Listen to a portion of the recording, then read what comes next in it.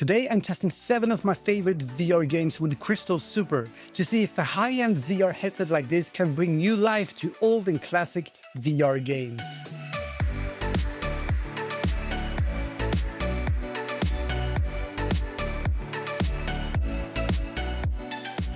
I used to do a lot of VR gaming back in the days. Then I got kids, and you know what that means. But today, for a change, instead of testing new features or doing benchmarks, I decided to strap on my precious Crystal Super and jump into 7 of my favorite VR games again. As the games get older, I wonder if a top-notch VR headset with a crazy resolution like the Crystal Super actually have the potential of making classic games even better. Well, let's find out. My first pick was Dirt Rally. Yes, the original Dirt Rally on Steam, using a VR mod of course. I know some call this a simulator. In my opinion, Dirt Rally is an awesome arcade-ish VR racing game. The perfect casual gaming title, I would say. A game you just jump into and fully enjoy until you get completely soaked in sweat. And yes, it is an exhausting and insanely immersive game. For some reason, I just love it, and I always did so. In fact, this game was the reason why I even started a VR YouTube channel back in 2016. Yep, that was my first ever video on YouTube. But guess what? 9 years later, I'm using the same G27 force feedback wheel, and Dirt Rally is even more amazing now. With today's graphics cards, like my RTX 1490 over here, combined with a Pimax Crystal Super running at a native resolution of 3840 by 3840 pixels per eye, it's smooth 90 frames per second at ultra settings, and it looks surprisingly good, despite its age. The ultra clarity, even at far distance, is insane here, and it helps a lot in this game. But maybe most importantly, the sense of speed is amazing, a lot thanks to the wider field of view with Crystal Super. I didn't bother adding any other graphical improvement mods that do exist for Dirt Rally. Honestly, I don't need to. All in all, this is a 10 out of 10, a game that never gets old. No, really, this game ages like wine. Still today, it's hard to find a rally game which is as immersive in VR as the original Dirt Rally. If you haven't checked it out, go ahead and give it a go. You will need to do a few tweaks and also use a specific version of Revive to get it up and running in Steam and VR, but I will leave a few links in the description that will guide you through the process. My second pick was Doom VFR, a crazy fast-paced first-person shooter I remember enjoying a lot back in the days. It's a highly saturated game with vivid colors that really stands out on the Pimax Crystal Super. Performance is a no issue here also. Native resolution, locked 90 frames per second, and it runs smooth as butter. I don't know about you, but I'm an old guy, and I grew up with games like Doom and Quake and Wolfenstein even. Maybe therefore I find playing Doom VFR very fun. No complex missions, no hassle, just run around and obliterate everything in sight. Do a Pimax Crystal make the game better though? Well, maybe not, but it definitely looks sharper, crispier, more vibrant, and looking like a game made in maybe 2025 rather than 2017 when the game was actually released. And it's a great showcase in VR, like when friends are coming over and you want to just let them quickly jump into something in VR while you keep bragging about your new Crystal Super maybe. It's a VR title I wouldn't want to miss in my Steam library.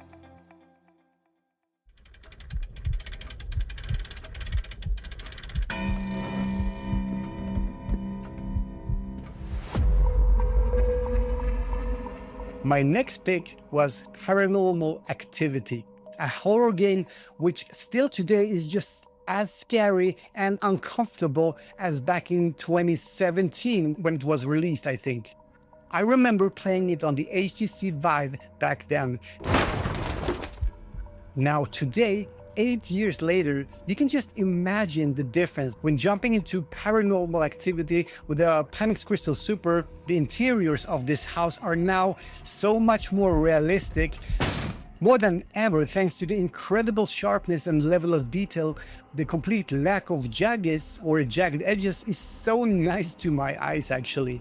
The colors are slightly toned down, which is intentional, but the game maintains deep black levels just as it did back in the days on the HTC Vive's OLED panels, but now on the Crystal Super panels thanks to local dimming. With Crystal Super QLED panels and its high contrast ratio, the surroundings feel incredibly realistic, or photorealistic actually. And then all the jump scares, which makes Paranormal Activity a bit iconic and memorable. It's a rather short game, but also an incredibly tense experience. Paranormal Activity runs and feels completely butter smooth at 90 frames per second with Crystal Super, which further adds into the immersion, I think. If your nerves and heart can handle this type of game, then it's definitely a must-have in your Steam library. Okay, no more horror games, that's for sure. What about Fallout 4 VR? Still today, one of my absolute favorite games of all time.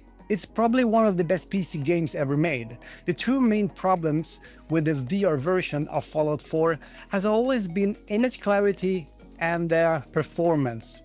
Not only were the old VR headset low resolution at the time the game released, but the game itself is also a bit tricky to get good looking in VR. It was lacking sharpness and clarity, especially at far distance, and since this is an open world game, clarity at distance is pretty important.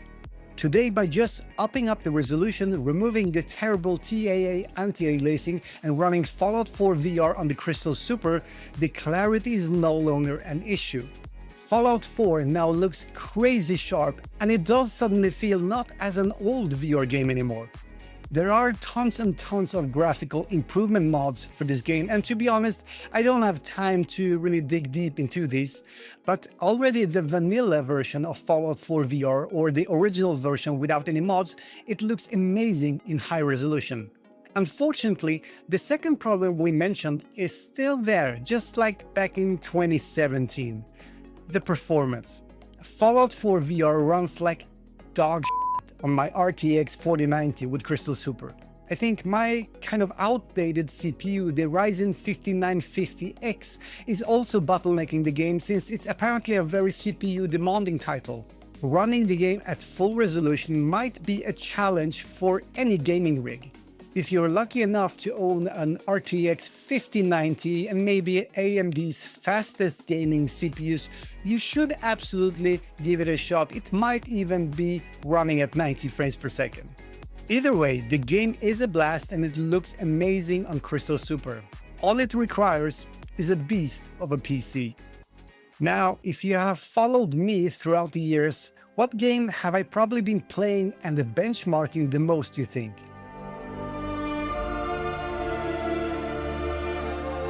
Yep, Skyrim VR, of course. A game that never gets old, really. With the crazy number of graphical mods available today, you can almost make it look like a brand new game. Now, I didn't do that. I tested the vanilla version right from the start of the game. I just wanted to see how it looks on the Crystal Super compared to my previous gameplays with the older VR headsets. And wow, the sharpness and the level of clarity is just insane these days. No more need of anti-aliasing to smooth out the edges anymore. At high enough resolutions, you're not only running this game in smooth 90 frames per second, but you're also getting an insanely sharp VR experience that stretches all the way to the mountains of this open world game. I don't know how many times I've been wandering around Whiterun City when testing various headsets and settings and benchmarking them, but I have never seen it as crisp and sharp as I do now with the Crystal Super. And it's smooth also. No issues whatsoever on my RTX 4090, getting stable 90 frames per second. Of course, adding additional mods might eventually be tough on your GPU, but honestly, I prefer the vanilla VR experience in ultra clarity rather than making it look like a Skyrim 2025 at the cost of performance. It's a beautiful open world game nonetheless, and it's something you really need in your Steam library. Next up, Lone Echo. a former Oculus game which still today only is available on the Meta Quest Link PC application. Today, just like back in 2017, it's thankfully playable on any VR headset with Steam VR add-ons like Revive. I remember how much I admired the graphical fidelity of Lone Echo already at launch, back then running on an Oculus Rift. Today, roughly 8 years later, testing the same game on the Crystal Super gave me that mind-blowing feeling back again.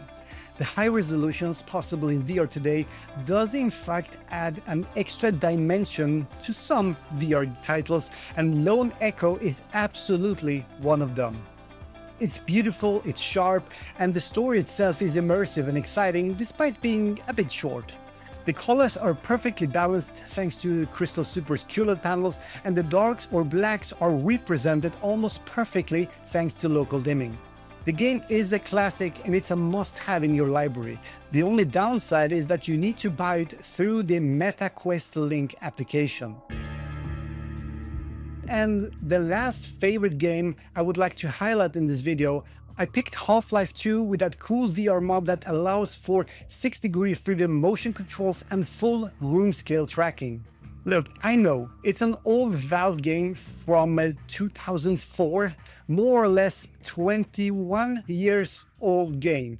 But today, or since roughly 3 years ago, HalfLife 2 is fully playable in VR thanks to an official VR mod available on Steam. And I have to admit that as a 43-year-old dude, being a gamer back in the days also, Half-Life 2 in VR still blows my mind. You may think that the vanilla version of this game, I mean without additional graphical mods, may look a bit outdated, and sure it does, but in my opinion that's kind of the beauty of playing classic old favorite games in VR. Now in crazy high resolution high-end VR, full 90 frames per second frame rate and with motion controls, it's a blast, similar to Doom VFR, but maybe even better. Because it's not a remake, it's simply kind of a HD remaster in VR. It's probably not the first game you download to play on your Crystal Super, and maybe also not the first game you launch to showcase your Crystal Super for your friends, but it's a game that just has to be replayed, especially now when it's possible in ultra high definition virtual reality. So that was my top 7 picks of old VR games. I wasn't sure about this, but I can now confirm that the Crystal Super in fact is giving new life to older games. Not all of them, but at least half of them I tried just got a new level of detail and realism. A high-end VR headset might not really be required to play any of these games, but whatever can improve the VR immersion, I'm all for it. Thank you for watching, see you in the next video.